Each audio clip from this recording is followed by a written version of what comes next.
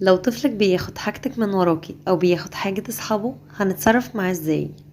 اوعي تخوفيه أو تضربيه أو تقوليله انت حرامي، لأن الطفل لسه صغير ولسه ما يفهمش معنى الممتلكات العامة من الممتلكات الخاصة.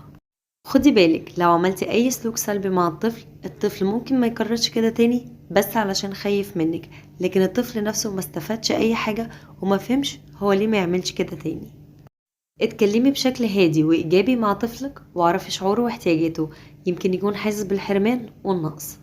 جمعي كل ألعاب طفلك الخاصة بيه وحطيها في صندوق واكتبي عليها اسمه وصورته وتقولي له دي ألعابك انت، واعملي نفس الكلام في أي أوراق خاصة بالطفل أو أدواته المدرسية، وأكدي دايما إن دي بتاعتك انت.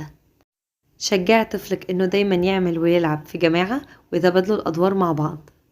ما تخليش طفلك ياخد أي حاجة من إيدك، ويفهميه إن كل واحد مننا ليه له حاجته.